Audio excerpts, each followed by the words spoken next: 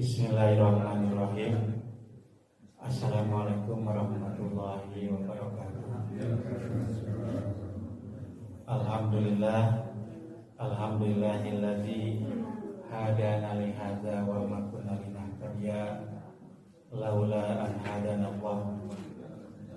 Asyhadu an la ilaha illallah wahdahu la syarika lah wa asyhadu anna Muhammadan abduhu wa rasuluhu alladzi la nabiyya ba'dah. Allahumma shalli ala Muhammad wa ala alihi wa sahbihi ajmain. Ayyuhan nas ayyuhal hadirun, ittaqullah haqqa tuqatih wa la tamutunna illa wa antum muslimun. Amma ba'du, ibu-ibu dan bapak-bapak jamaah masjid Al-Karomah yang saya banggakan, mudah-mudahan dimuliakan oleh Allah Subhanahu wa taala. Pertama-tama marilah kita senantiasa memanjatkan puji dan syukur kepada Allah Subhanahu wa taala. Alhamdulillah pada pagi ini kembali kita bisa berkumpul di masjid ini, di rumah Allah, dalam rangka melaksanakan sebagian kewajiban kita thalabul ilmi sekaligus iktikaf, ya Pak. Karena itu mudah-mudahan thalabul ilmi kita ini termasuk iktikaf kita ini diterima oleh Allah sebagai amal saleh kita, yang tentunya dengan harapan mudah-mudahan mendapatkan pahala yang berlipat ganda. Shalawat serta salam semoga senantiasa tercurah limpah pada junjungan kita Nabi Muhammad SAW, pada keluarganya, sahabatnya, pengikutnya, tabi'in yang dinasih sebagai umat zaman. Bapak Ibu sekalian, hari ini adalah hari Sabtu yang terakhir, yang terakhir di bulan Sya'ban. Insyaallah Sabtu depan, kalau menurut hitung-hitungan sementara ormas Islam, kita telah memasuki bulan suci Ramadan, tanggal 1 Ramadan. Kalau oleh Menteri Agama tidak digeser, Pak. Tapi insya Allah Sabtu depan telah memasuki tanggal 1 Ramadan. Karena itu kita berdoa kepada Allah, mudah-mudahan Ramadan yang akan kita lalui, kita bisa mengisinya dengan berbagai amal soleh, ya, sehingga pada gilirannya mengantarkan kita sebagaimana janji Allah menjadi orang-orang yang bertakwa kepada Allah Subhanahu wa taala. Rasulullah mengatakan, man fahriha bidukhul Ramadan haramahullahu jasadahu alan niron. Barang siapa yang gembira dengan kedatangan bulan Ramadan atau dengan masuknya bulan suci Ramadan, kata Rasulullah, maka Allah mengharamkan atas jasadnya disentuh oleh api neraka. Nah itu. Jadi sekali lagi Rasulullah mengatakan, barang siapa yang gembira, sukacita, gitu, sekalipun minyak goreng mahal, ya Pak, tapi kita sukacita dengan masuknya bulan suci Ramadan. Karena apa? Karena pahala kita akan dilipat gandakan, sekalipun kita akan merasakan haus, merasakan lapar, gitu ya, dan lain sebagainya. Tapi karena ada jamuan Allah yang luar biasa, pahala kita dilipat gandakan. Sekali lagi, kemudian kita sambut dengan gembira kedatangan bulan suci tersebut. Rasulullah mengatakan, jasad kita diharamkan untuk disentuh oleh api neraka. Nah, sepertinya yang maksud diharamkan itu bagi mereka, termasuk mudah-mudahan kita semua, ya, yang bisa sungguh-sungguh mengisi bulan Ramadan tersebut dengan amalan-amalan yang disukai oleh Allah dan Rasulnya, gitu ya, dengan sesuatu yang diwajibkan, dengan sesuatu yang disunahkan, ya.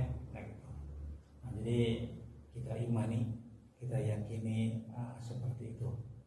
Nah, karena Rasulullah sendiri menyebut bulan Ramadan adalah Sayyidus Syuhur, ya kan? Sayyidus Syuhur. Jadi rajanya bulan itu bulan Ramadan. Dari 12 bulan, satu bulan yang dianggap atau disebutkan memiliki keutamaan yaitu bulan Ramadan dibanding dengan 11 bulan lainnya. 11 bulan kita disibukkan dengan berbagai banyak aktivitas, Pak.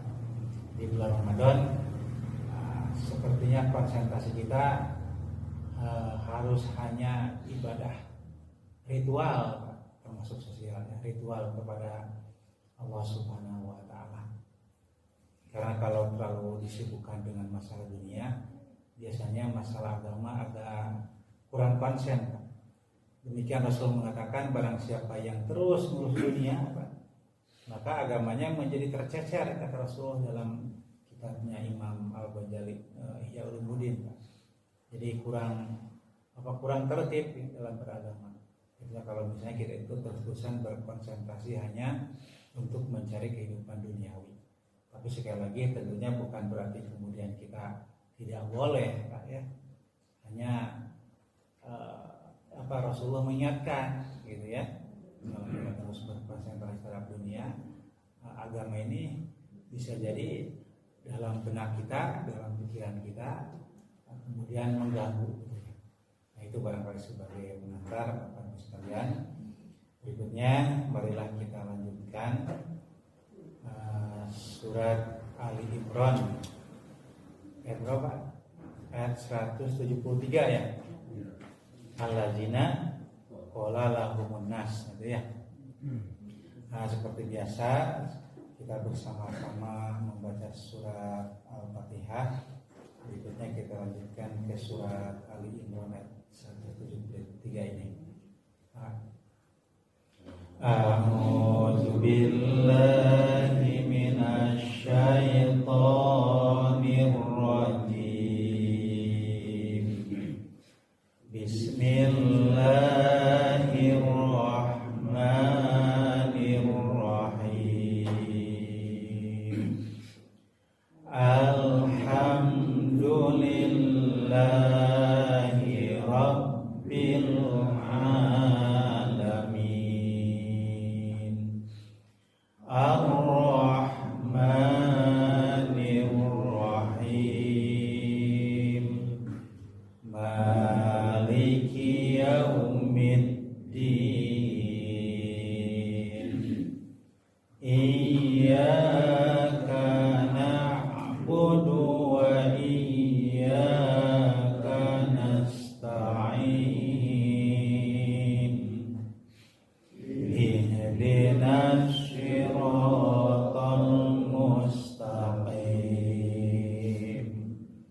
Siratal ladzina an'amta 'alaihim ghairil maghdubi 'alaihim waladdallin.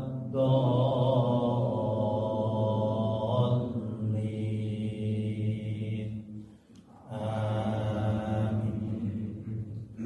Berikutnya saya dulu, Pak. A'udzu billahi minasy syaithanir rajim.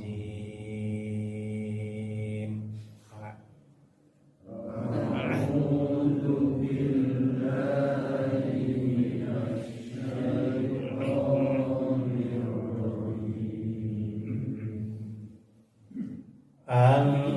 Allazina qala lahumun nasu innan nasa qad jama'u.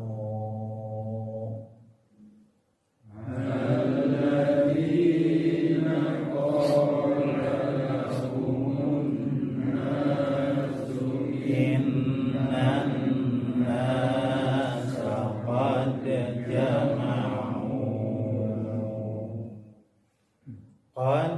jama'u lakum fakhshawhum fazadahum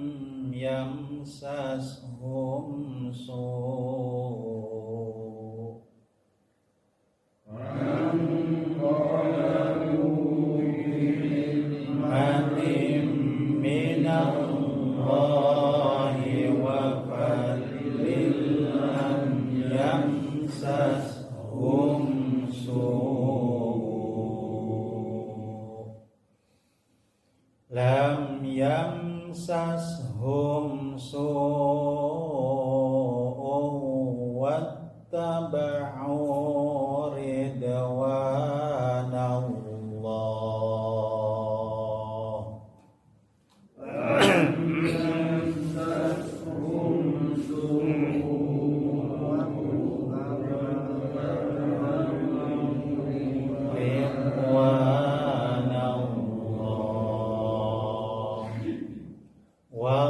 Wallahu zu fadlin azim.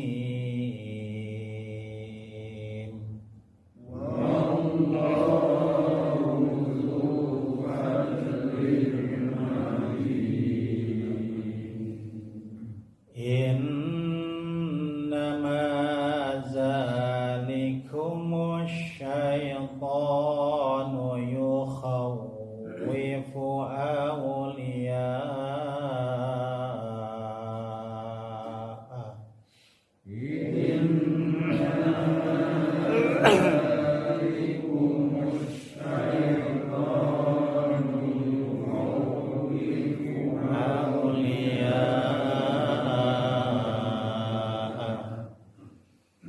fala takhafuhum wa khafuni in kuntum mu'minin.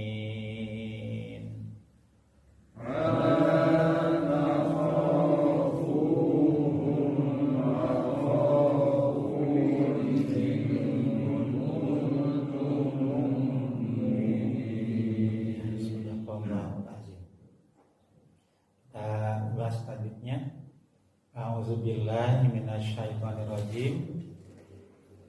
Allazina, allazi ya, ada za, ada titiknya. Berarti cara membacanya tuntung lidahnya agak digigit sedikit ya. Allazi. Kalau ditulis dengan Latin D dengan Z ya. Allazina. Nah, kemudian Z-nya juga dibaca panjang karena ada ya mati.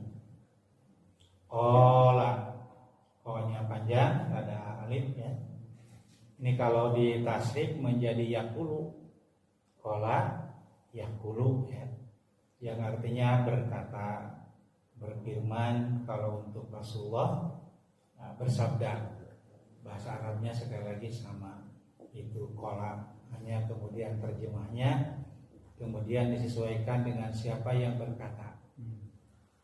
Qala lahumun nasu. Lahum itu Pak, lahumun nasu itu disebut alif lam samsiah. Sekalipun tasdidnya tidak di atas alif lam, tapi tasdidnya di atas nun. Tapi namanya alif lam samsiah ya. Alif lam itu ada dua. Yang pertama alif lam samsiah, yang kedua alif lam qamariyah. Alif lam qamariyah kalau yang alif lamnya pakai tanda mati ya. Seperti minta tihal, anhar ya, minta tihal. Nah, di atas ada kalimat asobahumul qarhu. Al-qarhunya pakai alif lam. Alif lamnya mati. Maka itu sekali lagi namanya alif lam qamariyah. Kalau yang memakai tasdid itu namanya alif lam samsiah. Inna, nun bertasdid sebagaimana telah berkali-kali saya sampaikan ya Pak. Itu namanya gunah. Hurufnya ada dua, yang pertama nun, yang kedua mim yang bertasdid. Mim dan nun yang bertasdid. Gunah itu artinya mendengung. Minimal 2 rakaat, bahkan ada yang mengatakan sampai 3. Innan nasa qad jama'u. Nasa ada alif ya, panjang. Qad jama'u, qad qalqalah.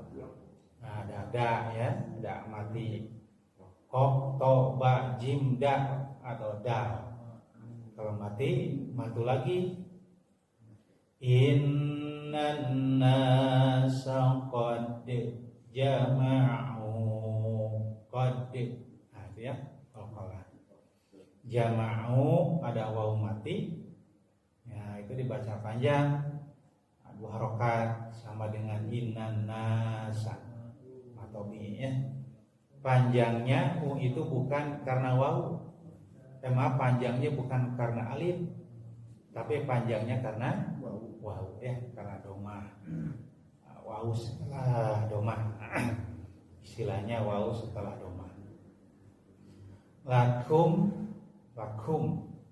Ada angin keluar sedikit, Pak. Lakum, bukan lakum. Jadi bukan di dalam ya. Lakum fahsyauhum. Fah agak morok. Fahsyauhum. Berikutnya ada sa besar. Syau. Nah, syauhum fazadahum. Faza ada alif ya, dibaca panjang. Kemudian ada za. Bukan ja tapi za. Fazadahum imana. I panjang, mak panjang, na juga panjang. Ditulisnya nan. Tapi kalau berhenti menjadi na. Ini namanya mad iwad. Tapi ini juga bisa diteruskan. Nah, bisa diteruskan ya, karena huruf berikutnya bertasydid. Kemudian waqafnya waqaf sholih. Jadi ada 2 tanda waqaf yang sebaiknya diteruskan. Yang pertama sholih, ada tulisan kecil Pak, sholih. Kemudian yang kedua kalau tanda waqafnya dengan lam alif, nah sebaiknya diteruskan ya.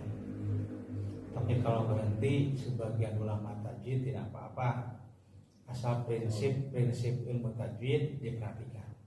Seperti misalnya imana, nah, di sana kalau berhenti menjadi mad iwad ya, mad tobi'i. Sama panjangnya maksudnya dengan mad tobi'i. Kemudian wa qalu itu dari qala tadi Pak. Kalau qala dia berkata. Kalau qala ada lamnya itu pakai alif. Nah, mereka berdua berkata. Kalau qalu mereka berkata. Berarti yang berkatanya banyak, gitu ya. Kalau qala sendiri, kalau qala berdua, kalau qalu itu banyak ya.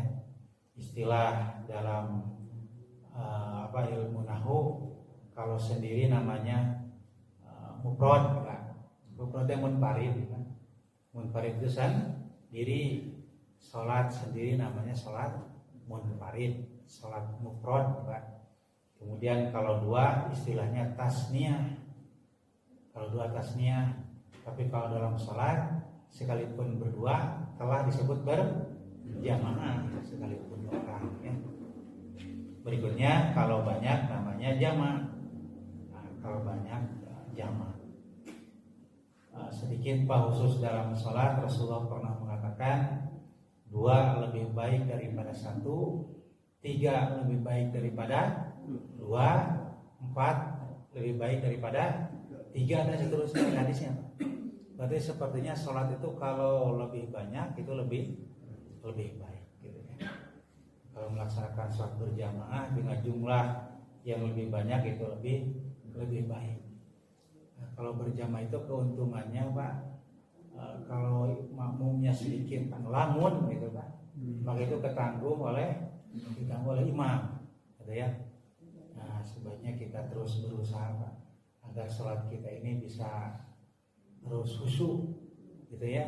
Atau paling tidak ketika kita melaksanakan sholat, kita terus sadar bahwa kita sedang sholat gitu ya. Ini bukan sedang yang lain, aktivitas lain gitu, tapi kita betul-betul sadar, minimal sadar. Sekalipun kita tidak persis tahu apa yang dikatakan gitu ya, minimal kita sadar bahwa kita ini sedang sholat gitu ya. Nah kembali, jadi kalau waqalu tadi jama', Hasbunallah, hasbunallah wa ni'mal wakil. Ada lagi yang lain.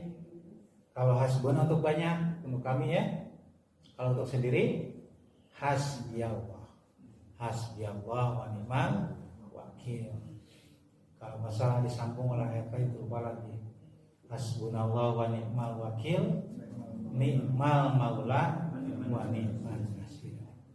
Hasbuna cukup Allah sebagai pemberi penolong, memberi pertolongan. Wa ni'ma, dan Allah itu sebaik-baik pemberi perlindungan, gitu ya. Jadi Allah sebagai penolong dan Allah itu sebagai pemberi pelindung atau perlindungan kepada kita. Hasbuna, nanya nggak panjang karena langsung masuk ke lafaz Allah. Jadi hasbunallahu wa ni'mal wakil, wa ni'mal wakil. Ini kalau Rasulullah suka ada hadisnya Pak.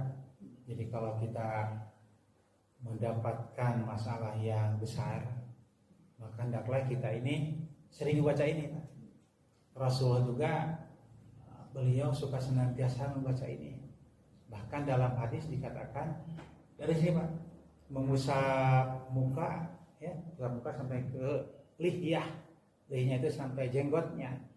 Kemudian narik napas dalam-dalam kata Rasulullah.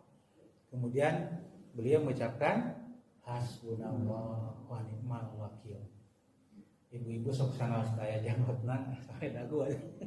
Sampai ke sini gitu ya. Beliau mengucap ini, mengusap wajah dari tempat tumbuhnya rambut. Kemudian narik napas dalam-dalam. Beliau kemudian mengucapkan hasbunallah wa ni'mal wakil atau hasbiyallah wa ni'mal wakil. Ini ada hadisnya saya baca. Anan Nabiya sallallahu alaihi wasallam kana idza ishtadda ghamuhu, apabila beliau menghadapi kesusahan yang sangat. Berikutnya masaha biyadihi, beliau mengusapkan tangannya ala roksihi, maksudnya ke mukanya, dari sini Pak, dari tempat tumbuhnya rambut, walihiyatihi sampai ke jenggotnya. Berarti Rasulullah jenggot Pak. Jadi yang berjenggot jangan dianggap keliru Pak. Rasul itu jenggot, berjenggot. Banyak hadis yang menjelaskan berjenggot. Kemudian suman napasa so'da, napasa so'da, beliau menarik napas dalam-dalam. Waqala hasbunallah wa ni'mal wakil. Ada pula yang mengatakan waqala hasbiyallah wa ni'mal wakil. Jadi maksudnya lah kira-kira kalau kita kebetulan kita menghadapi masalah yang dianggap cukup berat oleh kita.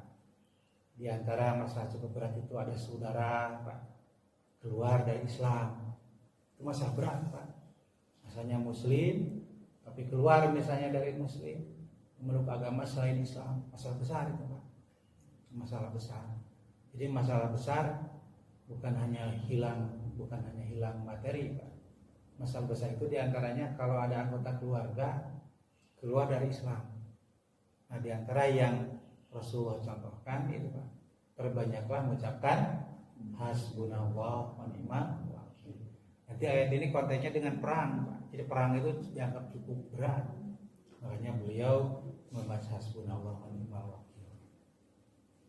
Berikutnya pangqalabu, baca panjang ya. Bini'matin minallahi wa fadlil lam yamsashum su'. Nah, jadi kalau memungkinkan diulangi aja. Lam yamsashum su'u wattaba'u ridwanallah. Rid bukan qalqalah. Kalau ada bukan qalqalah ya.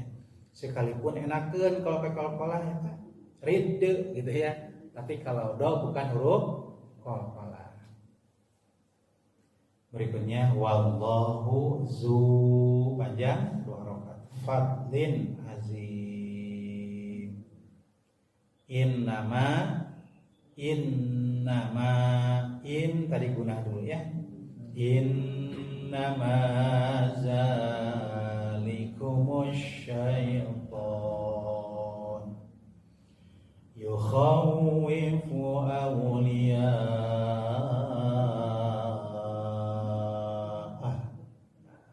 Lianya panjang, mad wajib muttasil. Ya ada hamzahnya tandanya Pak.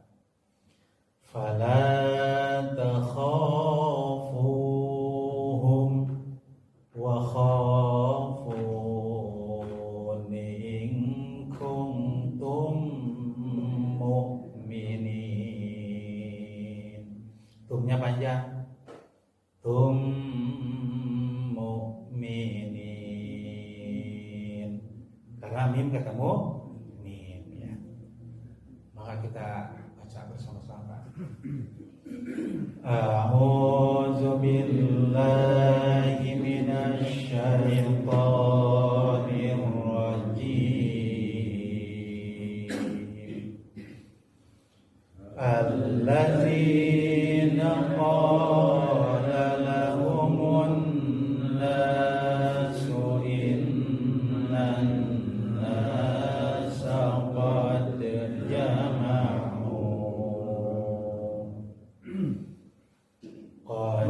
jama'u lakum fakhshawhum fazadahum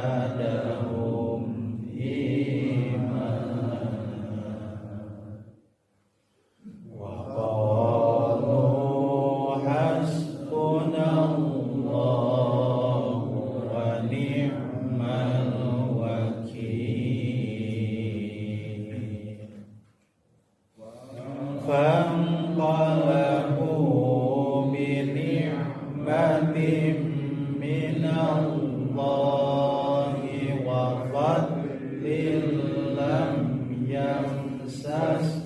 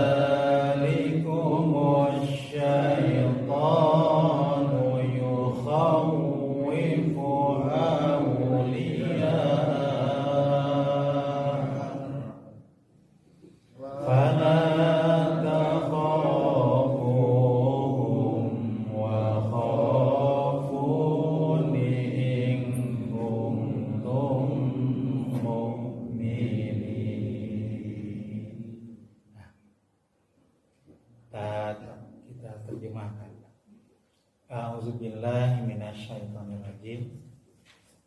Allazina orang-orang yang qala ia berkata lahumun nas lahum kepada mereka an-nasu manusia. Maksudnya kepada yang lain, yang manusia yang lain. Inna nasa sesungguhnya manusia. Qad jama'u sungguh telah berkumpul. Jama'u dari berjamaah ya Pak. Jadi berjamaah itu sholat berkumpul, sholat berjamaah itu sholat berkumpul. Jama' bisa juga dalam sholat istilah dijama'. Jadi jama' itu dikumpulkan. Maksudnya dua waktu sholat. Satu waktu sholat yang tidak bisa dikumpulkan dengan waktu sholat lain itu sholat subuh. Di sholat subuh hanya tepat pada waktunya, tidak bisa digeser, ditarik ke duhur ya Pak.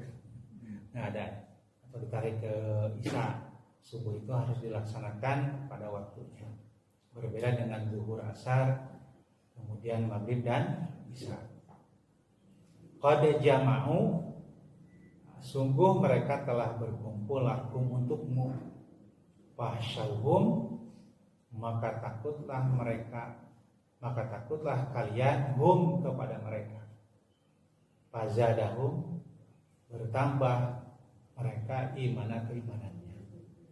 Nah, Bapak Ibu sekalian, ayat ini masih menjelaskan tentang perang Uhud atau pasca perang Uhud. Jadi ceritanya begini, Pak. Setelah perang Uhud, si Abu Sufyan itu berujar kepada Rasulullah, wahai Muhammad, di tahun berikutnya kita bertemu di Badar. Makanya ada yang mengatakan Badar ini pada Badar Sugro. Sebelum perang Uhud namanya Badar Kubro atau perang Badar. Berikutnya perang di Gunung Uhud. Nah, setelah perang di Gunung Uhud, Abu Sufyan ngajak perang lagi, Pak. Ngajak tanding lagi. Namanya di Badar. Wahai Muhammad, tahun berikutnya setelah perang Uhud ini kita bertemu lagi nanti di Badar. Namanya saya sebut dengan perang Badar Sugro, Pak. Perang Badar kecil, gitu maksudnya, Pak. Kata Rasulullah, siap, insya Allah. Ya, Rasulullah menjawabnya insya Allah, siap, kami menepati janji. Jadi ucapan insya Allah ternyata kalau melihat jawaban Rasulullah ini bisa diucapkan kepada non Muslim, Pak. Siap, gitu kata Rasul, insya Allah kami akan menepati janjimu ini, janji kita ini. Nah, gitu ya. Nah, berikutnya Bapak dan Ibu sekalian, nanti di antaranya itu ada seorang sahabat Abu Sufyan yang bernama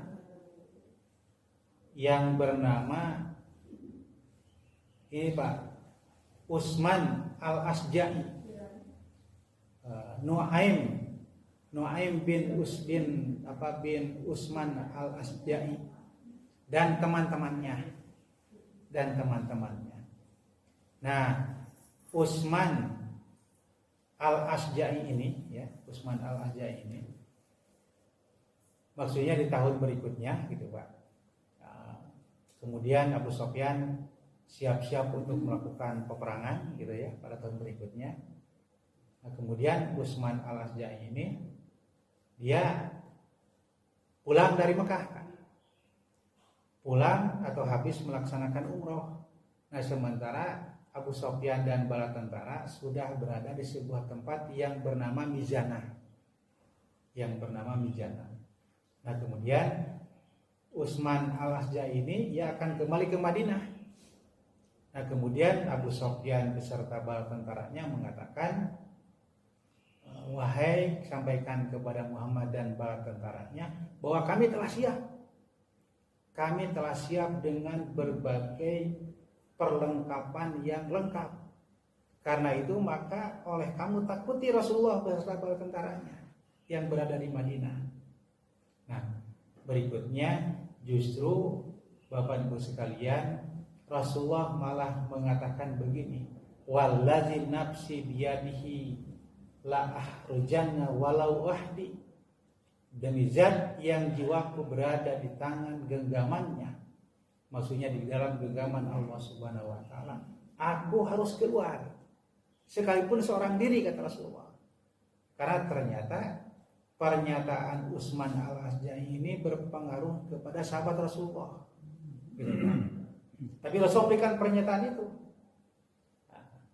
demi Allah yang jiwaku berada pada kekuasaan Allah Subhanahu wa taala, saya harus keluar sekalipun seorang diri hanya saya, kata Rasulullah, gitu ya. Nah, makanya dalam ayat ini dijelaskan mereka mengatakan kepada manusia lain, maksudnya kepada Rasulullah beserta bala tentaranya, sesungguhnya Abu Sufyan dengan bala tentaranya telah siap untuk menuju tempat yang bernama Badar. Tapi baru sampai kepada tadi yang namanya tempat yang bernama Mijanah gitu ya. Dia menemui menemui Utsman Al-Asyja'i. Nah, Utsman Al-Asyja'i ini agar meneruskan ke Madinah. Gitu ya. Kemudian menakut-nakuti Rasulullah beserta sahabatnya. Nah, ia mengatakan qad jama'u, Abu Sufyan dengan bala tentaranya telah berkumpul lakum untuk menghadangmu, maksudnya. Fahsyauhum, takutlah wahai Muhammad dan sahabat-sahabat kaum Muhammad, takutlah kepada mereka. Fazadahum, tapi malah yang terjadi apa? Nabi Muhammad beserta para sahabatnya yang lain, dalam riwayat dikatakan Nabi Muhammad bersama 70 orang pasukan berkuda, malah yang terjadi apa? Malah semakin bertambah keimanannya. Jadi tidak gentar dengan menakut-nakutinya yang dilakukan oleh Abu Sufyan beserta bala tentaranya yang disampaikan oleh Utsman Al-Asyja'i. Tapi sekali lagi mereka malah semakin bertambah keimanannya. Bahkan Rasulullah beserta para sahabatnya yang 70 pasukan berkuda ini ketika berangkat menuju tempat yang bernama Badar itu, mereka berdoa. Doanya ini Pak, hasbunallah wa ni'mal wakil. Hasbunallah wa ni'mal wakil, terus ini dibaca. Jadi berarti kalau kita melihat ayat Al-Quran ini tadi, sebagaimana yang saya sampaikan, kalimat ini atau doa ini juga bisa dibaca oleh kita ketika kita menghadapi masalah besar. Ini pernah dilakukan Rasulullah ketika beliau akan menantang perang Abu Sufyan beserta bala tentaranya di sebuah tempat yang bernama Badar. Kenapa? Karena Allah Subhanahu wa taala menanamkan semakin bertambah keimanannya. Bahkan pada berikutnya, Bapak Ibu sekalian, Abu Sufyan dan bala tentaranya malah takut, Pak. Sehingga pada gilirannya tidak terjadi peperangan. Karena ketika mereka sampai di sebuah tempat tadi yang bernama Mijanah, kemudian Allah memberikan rasa takut kepada mereka. Yang pada gilirannya kemudian Abu Sufyan ini balik lagi, Pak. Balik lagi ke Mekah. Gitu ya, kemudian tidak terjadi peperangan. Nah, ini mungkin yang juga sesuai dengan Al-Qur'an, Pak. Masih surat Al-Imran ini ayat 100 berapa, Pak? 151 kalau nggak saya. 151 sanulki fi qulubil ladzina kafaru ar-ru'ba, maka Allah melemparkan fi qulubil ladzina, kepada hati orang-orang yang kafir, ar-ru'ba, rasa takut. Ada ya Pak? 151 kalau nggak salah. Sanulki fi qulubil ladzina kafaru ar-ru'ba. Jadi oleh Allah diberikan rasa takut, gitu ya. Nah, kemudian Abu Sufyan mengatakan, ayo nama muslim pacaklik, jadi gitu Pak. Jadi kepada teman-temannya mengatakan, ulah perang yang muslim pacaklik, ya. Sapi, unta tidak bisa diperas susunya, sehingga kita ini muslim pacaklik untuk alasan membuat alibi kepada bala tentaranya, gitu Pak. Nah, ini pula yang mungkin disebutkan oleh Rasulullah, Pak. Kemarin oleh Pak Haji disampaikan ya, bahwa ada 5 hal yang diberikan kepada Nabi Muhammad dan itu tidak diberikan kepada nabi-nabi sebelum Nabi Muhammad. Ada 5 hal. Kata Rasulullah, u'titu khamsan lam yu'tahunna ahadun qabli kullu nabiyyin. Saya diberi 5 hal yang tidak diberikan kepada salah seorang nabi sebelumku. Nah, di antara yang diberikan oleh Allah kepada nabi itu adalah wa nusirtu birubi baina yadai masyirata syahri. Yang artinya gini Pak, aku ditolong dengan rasa takut, maksudnya yang merasuk pada musuh ketika dihadapkan kepadaku sejauh perjalanan 1 bulan. Maksudnya gini Pak, 1 bulan itu kira-kira kalau kita jalan Pak, mungkin dari Papua sampai Aceh kira-kira gitu Pak. Mungkin itu kurang 1 bulan ya Pak. Kayaknya kurang 1 bulan. Kalau misalnya yang jalan Pak, dari Papua sampai Aceh itu perjalanan 1 bulan. Kalau misalnya gitu Pak. Atau mungkin sampai ke Australia gitu Pak. Nah musuh itu Pak sudah takut Pak. Musuh Nabi Muhammad sudah takut. Maksudnya dengan jarak itu sebelum bertemu dengan Rasulullah dan bala tentaranya.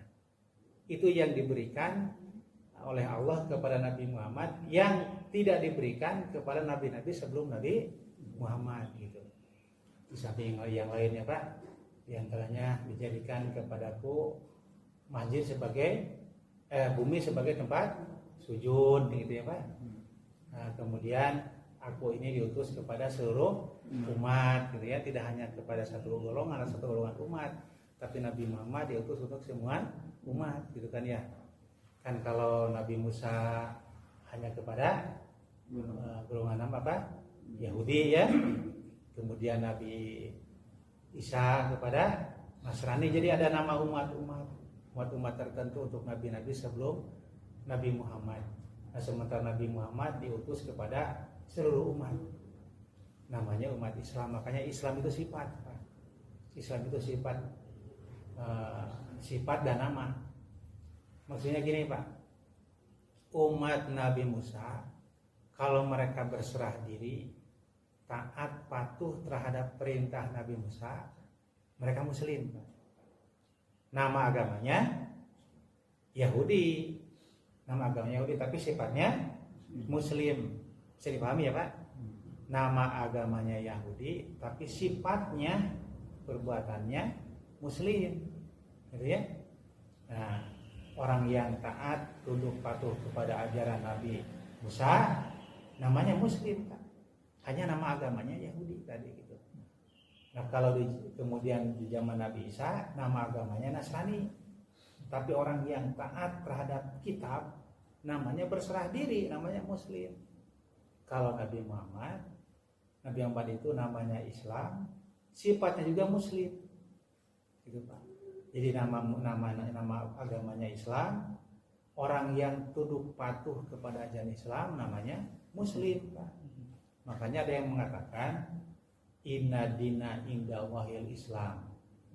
Arti yang sering kita dengar, sesungguhnya agama yang diridhoi di sisi Allah hanya Islam.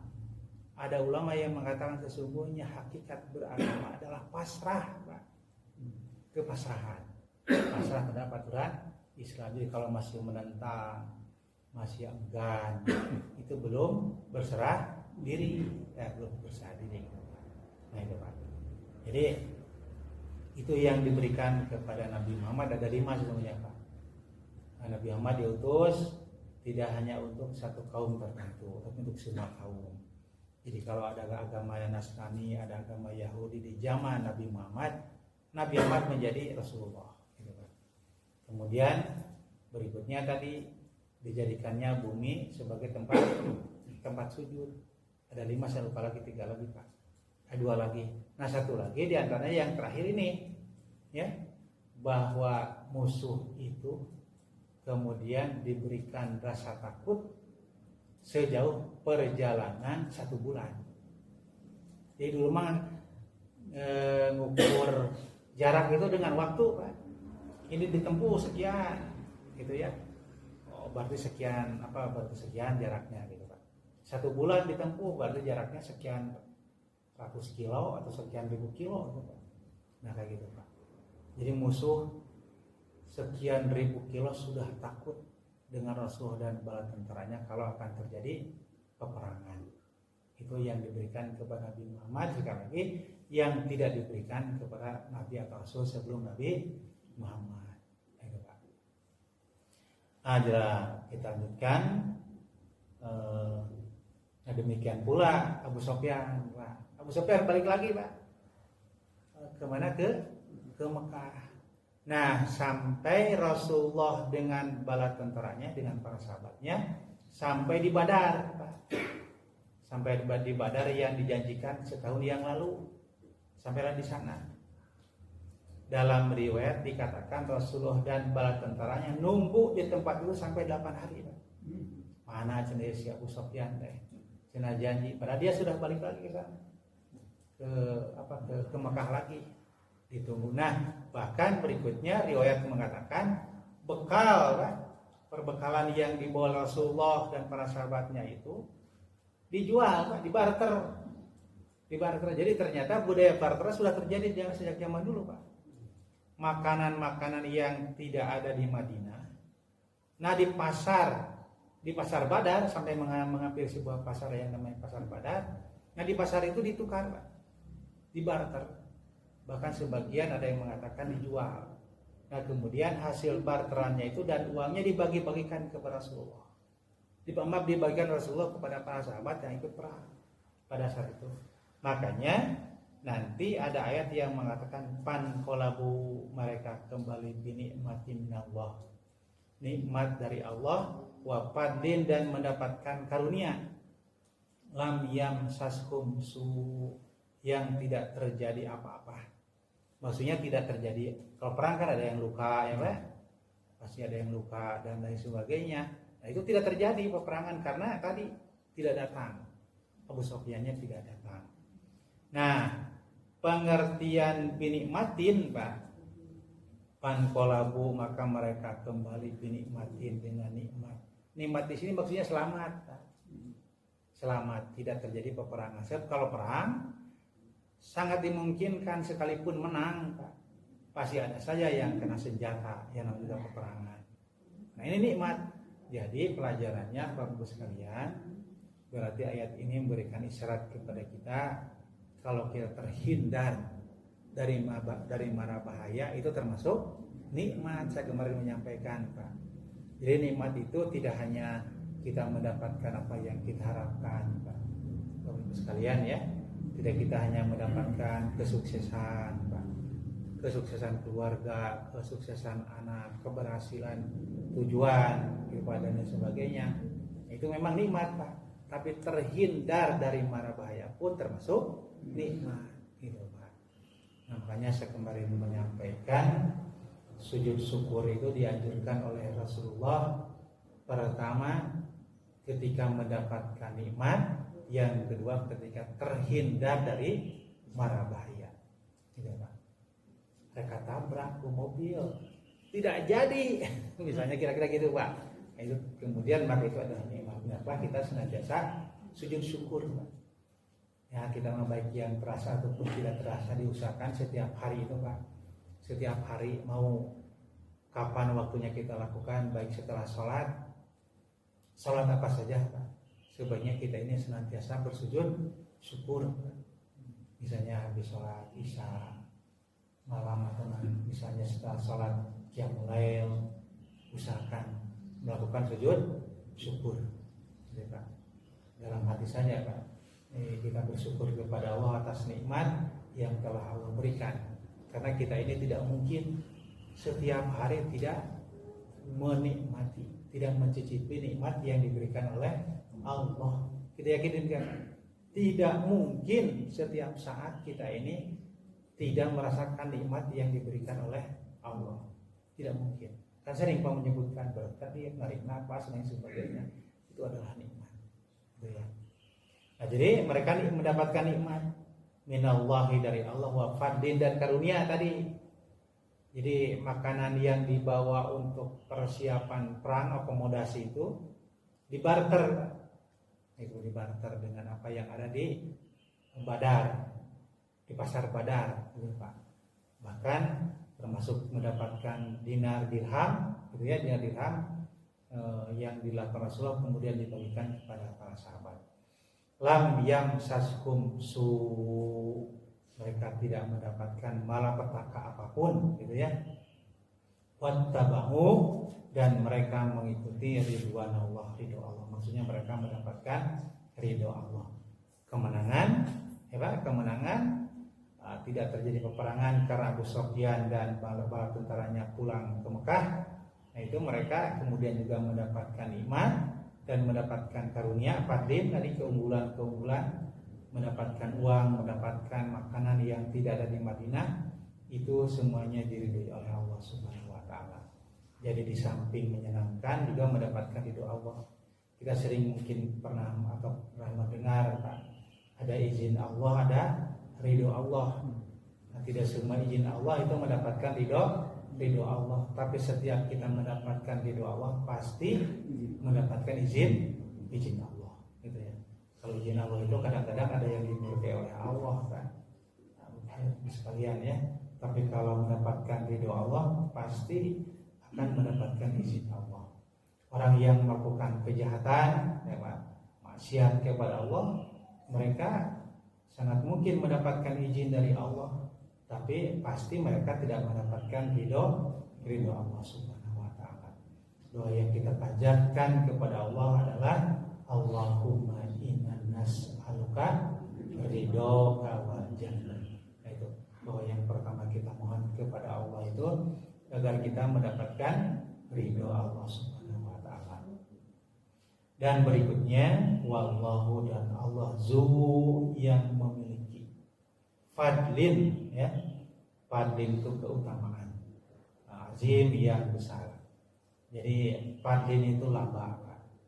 Jadi saya kemarin pernah menyampaikan logikanya satu kebaikan satu pahala. Tapi tidak seperti itu, Pak. Allah menyiapkan laba dari kebaikan itu. Tidak halnya dengan keburukan.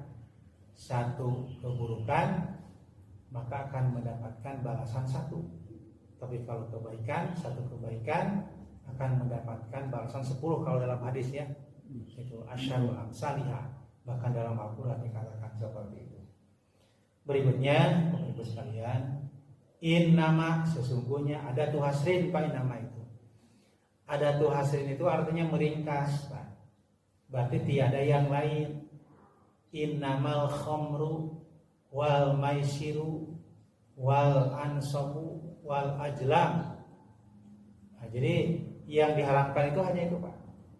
Bahkan ada yang mengatakan hurimat alaikumul maitatu pun itu ada tuh hasrin, hanya bahwa yang diharamkan itu hanya 4 Pak. Yang pertama apa? Khamar. Yang kedua bangkai. Yang ketiga darah. Yang keempat sesuatu yang disembelih tidak karena Allah atau tidak menyebut nama Allah. Nah, ada ulama yang kekeh Pak, bahwa yang diharamkan itu hanya 4 saja. Bagaimana kalau yang ada anjing, yang bertaring, yang bercakar dan sebagainya, itu kan diharamkan oleh hadis Pak. Nah, yang mutlak diharamkan berarti begitu kuat keharamannya, haram ditanjih, itu hanya 4, gitu ya. Bolehlah kita perhatikan. Yang anjing, yang bertaring, yang bercakar, yang menjijikan, termasuk yang diharamkan. Karena kita ingin menjaga bahwa yang kita makan itu betul-betul yang halalan thayyibah. Nah, jadi pengertian innama di sini, Pak. Tadi Utsman al-Asja'i beserta 4 orang baladnya, Pak. Beserta 4 orang temannya. Oleh Allah mereka disebut dalam ayat ini. Innama, sesungguhnya, zalikum itu. Ya. Maksudnya tadi Utsman al-Asja'i beserta 4 orang temannya itu dikatakan asyaiton. Disebut setan. Nah, berarti ini yang dimaksud adalah setan dalam jenis manusia. Setan dalam jenis manusia. Bahkan ada ulama yang mengatakan setan itu tidak ada jasadnya. Karena setan itu sifat. Karena ada hadis yang mengatakan setan bisa bersatu dengan aliran darah. Daman fi majrodam. Setan bisa mengalir dengan tempat mengalirnya darah. Nah, makanya ada yang berpendapat bahwa setan itu tidak ada fisiknya, Pak. Tidak ada fisiknya. Tapi itu lebih kepada sifat. Lebih kepada sifat, gitu ya. Nah, makanya tadi Utsman al-Asja'i ini juga disebut oleh Allah, ini adalah setan. Zalikumus syaitan. Yukhawifu awliya. Dia yang menakut-nakuti, ya, menakut-nakuti, maksudnya kepada yang lainnya, gitu ya, kepada dan yang lainnya, Maksudnya aulia di sini maksudnya teman-teman tadi, teman-teman Utsman al-Asja'i. Tapi berikutnya Allah mengatakan melalui perantaraan Nabi Muhammad, fala takhafuhum, maka kalian janganlah takut kepada mereka. Maksudnya tadi kepada Utsman al-Asja'i, termasuk jangan takut kepada Abu Sufyan yang menakut-nakuti melalui Nuaim Utsman al-Asja'i ini. Tapi Allah mengatakan wa khafuni, hendaklah kalian takut kepadaku. Jadi jangan takut kepada mereka, tapi hendaklah kalian takut kepadaku. In kuntum mu'min, jika kalian orang-orang yang beriman. Jadi Bapak Ibu sekalian, kalau keimanan telah tertanam, Pak, kalau keimanan telah tertanam, biasanya orang itu tidak peduli dengan apapun, Pak. Tidak peduli dengan apapun, termasuk kemungkinan resiko yang akan menimpa kepada dirinya. Dia pokoknya bahwa Allah akan memberikan pertolongan. Nah, makanya Bapak Ibu sekalian, ayat ini mungkin memberikan isyarat kepada kita, Pak. Kalau ada kelompok sudah yakin dengan keimanannya, Pak, ini jangan kemudian kita diponis, Pak, ini keliru, Pak. Kalau misalnya dianggap keliru, sudah ajak diskusi, Pak. Dia bukan dihukum, Pak. Bukan dihukum, tapi diajak diskusi karena keliru cara memahami. Nah, makanya termasuk di dalam konsep dalam kata kenegaraan, Pak, dalam kata kenegaraan kita. Kalau ada orang yang dianggap radikal memiliki pemahaman yang salah, Pak, ini masalah keyakinan. Karena ini tidak berbentuk kriminal, Pak. Ini harusnya bukan kemudian dihukum, tapi diajak diskusi, Pak. Oleh orang-orang yang memang memahami betul tentang agama, ajak diskusi ini, ya. Jadi jangan kemudian memahami agamanya minjam tangan penegak hukum, kemudian agar apa? Agar dihukumi. Harusnya orang ini tidak dianggap diajak diskusi, diluruskan pemahamannya. Sekarang kan ada kampanye moderasi beragama digembar-gemborkan sekarang, moderasi beragama dan toleransi, gitu ya. Memang saya kira kalau agama kita ini sudah lebih jauh, Pak, sudah lebih moderat sebetulnya agama Islam itu, termasuk sudah lebih toleransi agama Islam, insya Allah. Hanya mungkin tadi pengamalnya yang kurang tepat barangkali. Nah, jadi sekali lagi ayat ini memberikan isyarat kepada kita kalau seseorang itu sudah memiliki keimanan, Pak. Tadi, Pak, bahkan setahun yang lalu dari perang Uhud ke perang Badar, dalam riwayat dikatakan masih ada di antara sebagian para sahabat, sebagian tubuhnya yang masih luka, Pak. Ada yang masih belum sembuh, Pak. Tapi ketika Rasul hayu perang ke Badar, diajak perang, berangkat, Pak. Padahal sekali lagi masih ada lukanya, katanya yang belum sembuh, Pak, di antara para sahabat itu ikut bersama dengan Rasul. Dan ternyata tadi tidak terjadi peperangannya. Karena apa? Karena Abu Sufyannya keburu pulang lagi sekali lagi ke Mekah. Nah, jadi ini yang mungkin pertama ada anugerah dari Allah Subhanahu Wa Taala, gitu, Pak, semakin menambah. Tadi di sebelumnya juga disebutkan, ya, ayat 173, fazadahum imana, malah semakin bertambah keimanan mereka, gitu ya. Jadi bukannya malah rasa takut.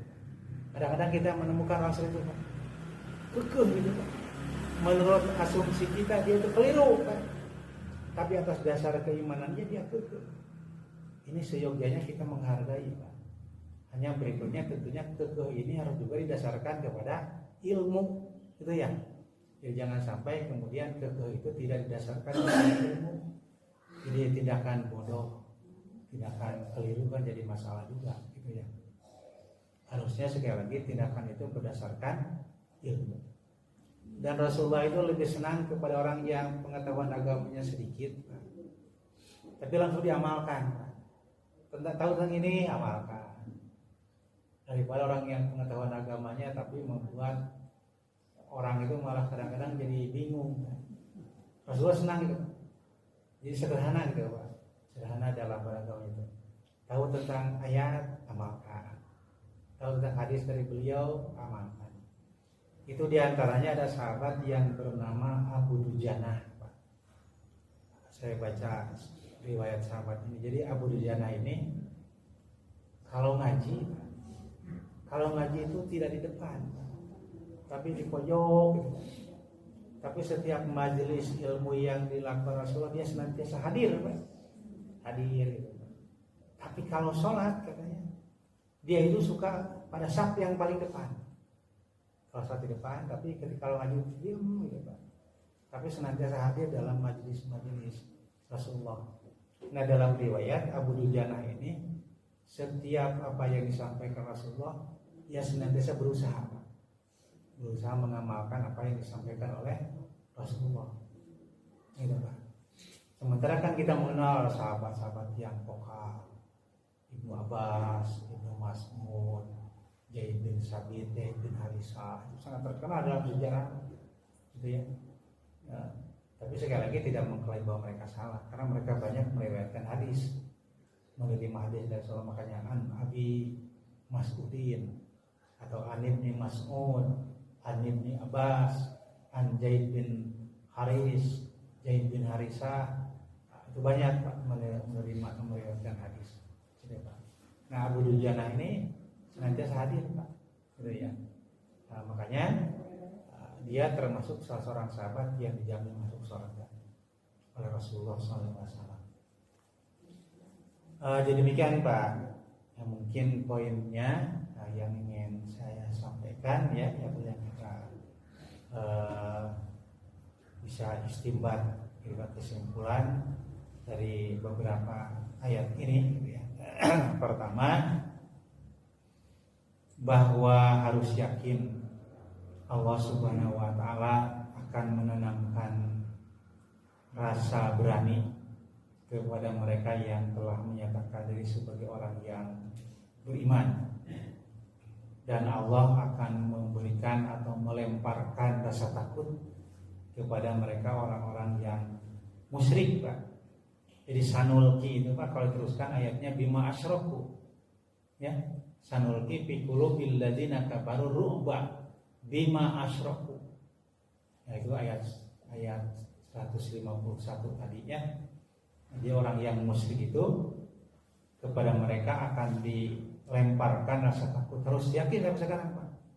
Terus yakin sampai sekarang bahwa orang musyrik, orang yang mempercayai ada kekuatan selain Allah, mereka itu senantiasa dibayang-bayangi orang rasa takut gitu ya. Dan berikutnya Allah memberikan informasi gitu ya kepada mereka yang telah menyatakan diri sebagai orang yang beriman, sekalipun mereka ditakut-takuti, tapi Allah masih terus atau akan terus menganugerahkan atau menambahkan keimanan, fazadakum iman. Kemudian berikutnya ayat ini mengajari kepada kita kalau kita menghadapi masalah yang besar, yang dianggap besar oleh kita, maka senantiasa kita ini berdoa kepada Allah. Doa yang diajarkan oleh Allah kepada Rasulnya pada saat itu apa? Hasbunallah wa ni'mal wakil, ya. Bisa diteruskan ni'mal maula wa ni'man nasir. Mungkin gitu juga atau lain juga bisa dibaca oleh kita Pak. Bapak Ibu sekalian, setiap hari Pak, setiap hari kita berdoa dengan doa ini, hasbunallah wa ni'mal wakil, ni'mal maula wa ni'man nasir. Ada yang lain yang dijelaskan. Dan berikutnya, ayat berikutnya, perang Badar Sugro, pasukan Rasulullah dan para sahabat mendapatkan kenikmatan. Maksudnya terhindar dari mara bahaya, termasuk mendapatkan keuntungan secara ekonomi. Minallahi wa fadlin, tidak terjadi sesuatu apapun. Dan mereka kondisi seperti ini merupakan ridho dari Allah Subhanahu wa ta'ala. Dan berikutnya ayat 175-nya menjelaskan kepada kita bahwa Allah menjuluki setan kepada mereka yang senantiasa melawan kebenaran, melawan kebenaran sebagaimana yang dilakukan oleh Rasulullah. Dan berikutnya Allah memberikan pernyataan, janganlah takut kepada mereka, tapi takutlah kepadaku. Ayat ini memberikan pelajaran kepada kita agar apa? Agar yang ditakuti oleh kita hanya oleh Allah Subhanahu wa Ta'ala. Bolehlah secara syariat kita takut, Pak, tapi hakikat takut itu hanya kepada Allah. Istilahnya khauf ya, Pak. Berikutnya nanti ada roja. Mungkin itu Bapak sekalian yang dapat sampaikan. Mungkin ada berikan pertanyaan atau pernyataan. Ini menarik ya. Mungkin dari dua hal. Pertama, pandangan kaum orientalis ya, yang melihat banyaknya atau adanya ayat-ayat di dalam Quran gitu ya. Dia mengkritisi kaum orientalis atau barat tadi kan, bahwa Islam itu ditegakkan dengan darah dan pedang. Yang pertama, jadi mungkin bagaimana kita bisa menjelaskan mereka. Karena dari riwayat itu pada saat dakwah dan penegakan Islam, kalau nggak salah ada 64 peperangan yang dilakukan oleh umat Islam pada saat penegakan, di mana 26 yang dipimpin langsung oleh Rasul. Itu pihak orientalis, tapi di internal Islam juga ada menjadi pembenaran. Makanya muncullah kelompok-kelompok keras atau radikal sebut tadi, bahwa Islam itu memang harus ditegakkan dan keras. Karena kalau tidak ditegakkan dan keras, nggak akan sampai sejaya sekarang Islam itu. Ya, penaklukan Islam itu kan melalui peperangan gitu ya. Mereka menyetir ya. Tidak mungkin Islam perang itu tidak dibenarkan karena Nabi itu melakukan gitu kan. Jadi ada dua hal, menghadapi orientalis, menghadapi yang internal radikal. Nah, mungkin bagaimana kita bisa menjelaskan konteks bahwa memang perang harus dilakukan ya di dalam penyebaran Islam. Ya. Terima kasih ya Pak. Pernyataannya berikutnya kan ada ayat Al-Quran surat Al-Anbiya kalau saya lupa lagi ayatnya yang jelas yang meyakini di antara bapak-bapak sudah sangat sering mendengar wa ma arsalnaka illa rahmatan lil alamin. Tidaklah kami mengutus kepadamu Muhammad melainkan sebagai rahmat bagi semua alam. Kemudian ayat Al-Quran itu sering ditafsirkan dengan makna dan tidaklah Islam itu diturunkan oleh Allah melainkan sebagai rahmat. Islam sebagai rahmatan lil alamin. Kira-kira jamaah terjemah logasnya seperti itu. Ini tidak ada salahnya Pak. Ketika diartikan bahwa tidaklah kami mengutus kepada engkau Muhammad melainkan sebagai rahmat. Kemudian ada tafsir yang mengatakan bahwa Al-Quran hikmah bahwa agama Islam itu sebagai rahmat bagi semua alam. Karena Muhammad itu isyarat sebagai agama. Dalam hal ini adalah agama Islam. Sepertinya yang agak keliru, ya saya tidak akan mengatakan tegas-tegas keliru, tapi kalau misalnya Bapak mengatakan tegas keliru ya silakan aja. Sepertinya yang agak keliru ketika mengartikan Islam sebagai rahmat. Islam sebagai rahmat bagi semua alam. Mungkin sebagian orang menafsirkan ketika diartikan rahmat itu baik gitu, sopan, santun gitu Pak, perilakunya baik, kata-katanya baik, sopan santun, tapi korupsi, ada banyak gitu ya Pak. Adab yang disampaikan ayat Al-Quran, disampaikan hadis, tapi praktek gitu kan, kebijakan dan sebagainya tidak sesuai dengan ayat Al-Quran, sesuai dengan hadis. Mungkin banyak Pak orang seperti itu Pak, kata-katanya baik Pak, gitu ya. Bahkan banyak mungkin yang terkagum-kagum dengan kata-kata dengan kesopanannya, tapi dia pembangkang. Al-Quran sudah mengatakan aladul khisom, mereka itu justru sebagai pembangkang utama dan kebenaran dalam Al-Quran. Nah, jadi yang dimaksud dengan rahmat itu kalau menurut saya tidak selalu berarti sopan, santun, baik, tapi di sisi lain melanggar. Yang dimaksud dengan Islam sebagai rahmat bagi semua alam itu ketika menyatakan harus tegas ya tegas Pak.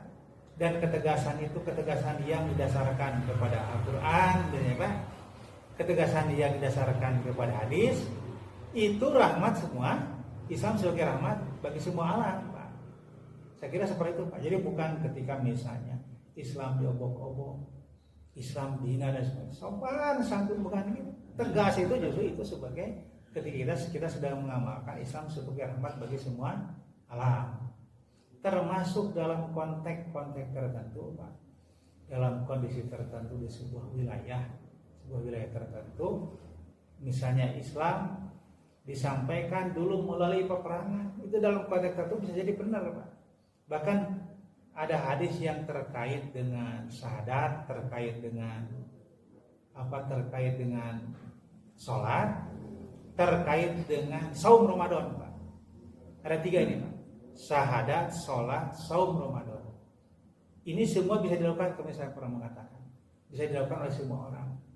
Kata Rasul, saya diutus kepada orang-orang untuk memerangi orang-orang sehingga mereka bersyahadat.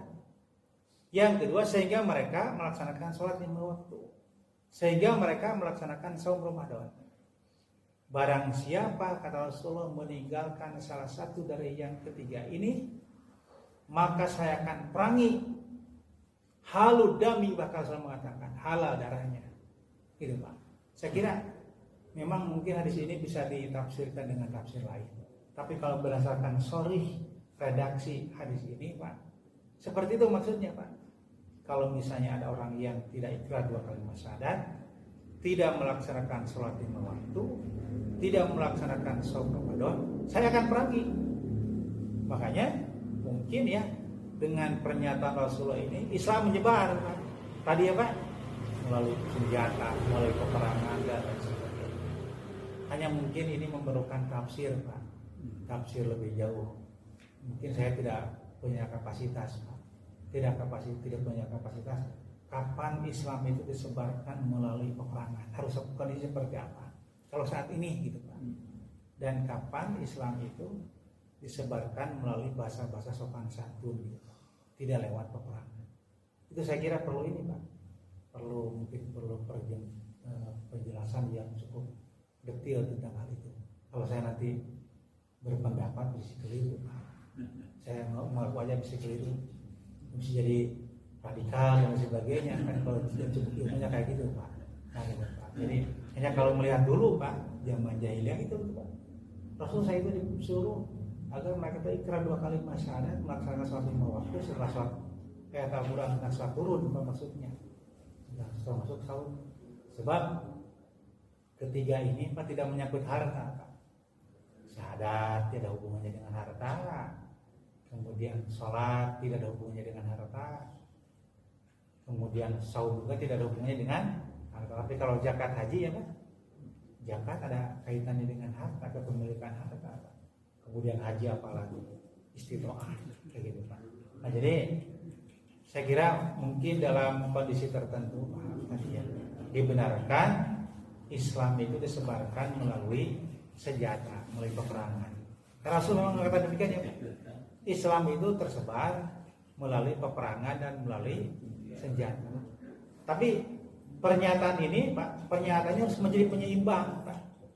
Harus menjadi penyeimbang ketika ada orang yang mengatakan Islam itu harus damai, tidak boleh kasar dan sebagainya. Dan yang menentukan dan menyatakan perang itu adalah kepala negara, sesuai dengan ajaran Islam sebetulnya, Pak. Di kita kan gitu, Pak. Presiden menyatakan negara dalam keadaan darurat, termasuk menyatakan perang. Hanya yang menjadi masalah kondisi daruratnya seperti apa? Jangan terlalu elastis, Pak. Jadi jangan terlalu, harusnya ada pada batas maksimal, Pak. Kayak gitu, Pak. Jadi kita ini kemudian tidak diejek oleh orang-orang lainnya gitu. Jadi sekali lagi, Pak, itu saya kira perlu ini, Pak. Dalam kondisi sekarang ini bukan masa jahiliyah. Apakah memang harus lewat perang gitu, Pak? Atau mungkin Bapak punya tafsir, wah dalam kondisi tertentu memang perang. Ketika Islam di mana gitu, Pak. Tentunya juga dengan perhitungan yang matang. Kalau perang senjatanya seperti apa, jangan kita perang hanya bawa tombak, orang lain pakai Sukhoi, itu juga jadi konyol juga, jadi masalah juga ya Pak. Nah, kayak ke mana Timur Tengah melawan Rusia yang ngebela Ukraina, kita berangkat bawa pedang, kurang pas kurang gitu. Jadi demikian ya Pak. Jadi saya tidak bisa menjawab secara utuh, secara pasti tentang bahwa Islam itu penyebarannya melalui perang. Tapi itu perlu penjelasan yang lebih detail.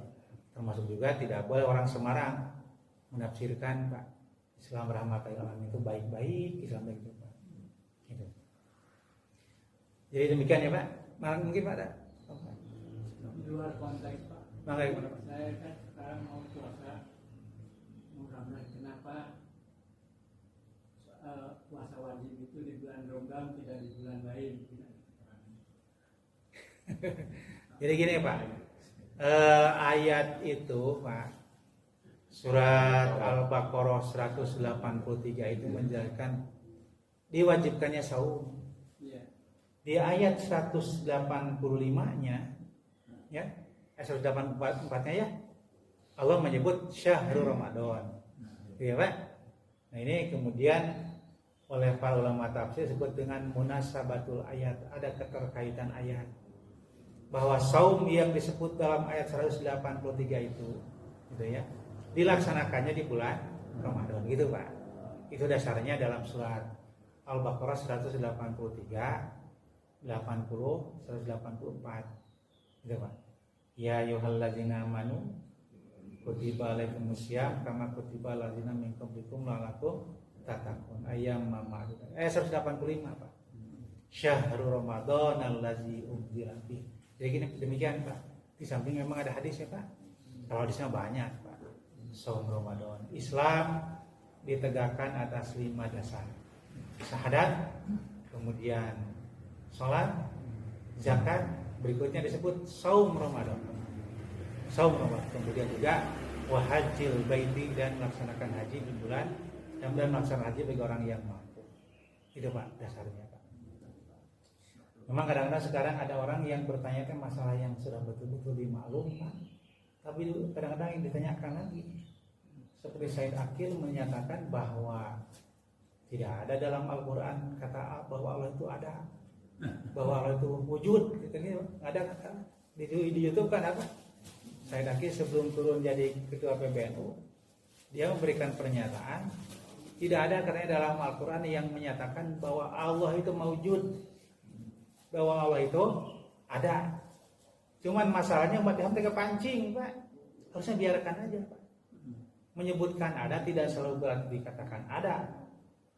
Allah mewujud, Allah itu ada. Sekalipun kata Allah mewujud ini tidak ada dalam Al-Quran, tapi bukan berarti Allah tidak ada kan. Bukan banyak kan isyarat-isyarat Pak. Allahu la ilaha illa huwal hayyul qayyum. Qul huwallahu ahad. Wallazi khalaqalakum. Saya kira itu semua mengisyaratkan ada Pak.